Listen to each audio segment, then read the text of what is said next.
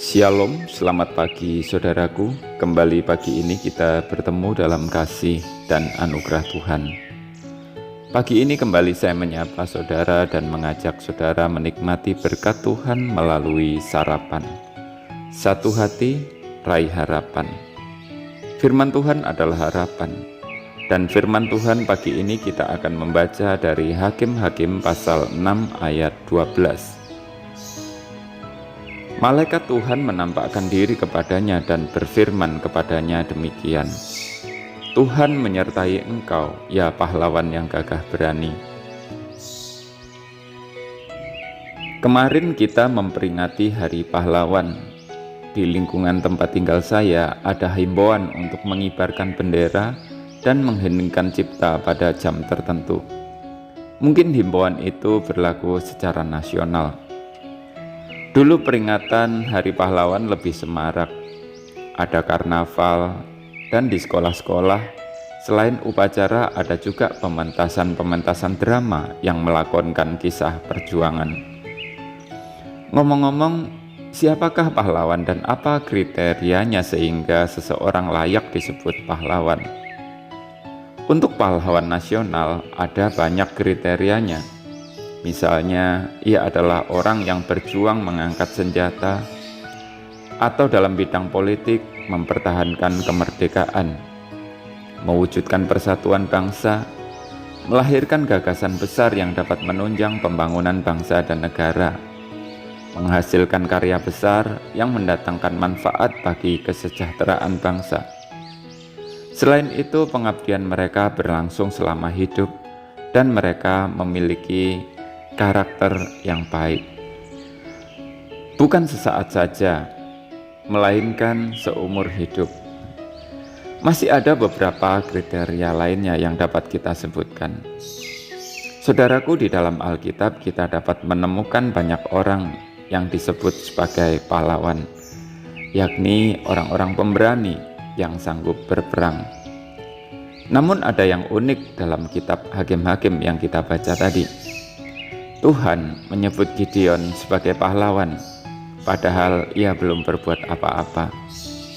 Saat itu ia hanya mengirik gandum, dan mengiriknya pun di tempat yang tersembunyi supaya tidak ketahuan musuh.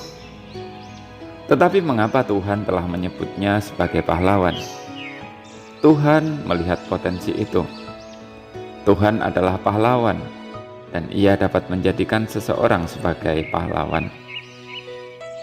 Pasti ada hal tertentu yang dilakukan seseorang sehingga Tuhan memilihnya dan menjadikannya pahlawan. Kita baca bahwa Gideon mengirik gandum. Ia tidak melakukannya untuk dirinya sendiri. Ia melakukan hal tersebut agar seluruh keluarganya dapat makan. Ia memiliki kecerdikan, yakni tetap melakukan pekerjaannya di tempat tersembunyi. Bukan tanpa risiko mengirik gandum sekalipun dilakukan di tempat pemerasan anggur. Tuhan tidak pernah salah memilih orang. Dalam perjalanan hidup selanjutnya, Gideon benar-benar menjadi pahlawan. Ia menguji panggilan Tuhan atas dirinya, dan ia berani merobohkan patung Baal dan mezbah kepunyaan ayahnya, oleh karena ia taat pada apa yang Tuhan perintahkan. Saudaraku, bukankah Tuhan juga telah memilih kita? Dalam Injil Yohanes Tuhan berfirman, bukan kamu yang memilih aku, tetapi akulah yang memilih kamu. Dengan demikian kita punya peluang juga untuk menjadi pahlawan sebagaimana Gideon. Tentunya bila kita meneladani cara hidup Gideon itu. Apa prinsip hidup yang layak untuk kita teladani? Tetaplah produktif, yakni lakukan sesuatu meskipun situasi sulit, dan berusahalah menemukan cara untuk tetap berkarya. Seperti Gideon mengirik gandum di tempat pemerasan anggur. Ujilah panggilan Tuhan dan visi yang Tuhan berikan, lalu lakukan dengan segenap hati seperti Gideon yang meminta tanda dari Tuhan. Undang orang lain untuk turut serta dalam melakukan pekerjaan yang Tuhan berikan, sebagaimana Gideon membawa 10 orang hambanya dan mengarahkan orang-orang Abiezer untuk mengikuti langkahnya, serta mengundang seluruh suku Manasye. Selamat pagi saudaraku, selamat beraktivitas. Tuhan memberkati.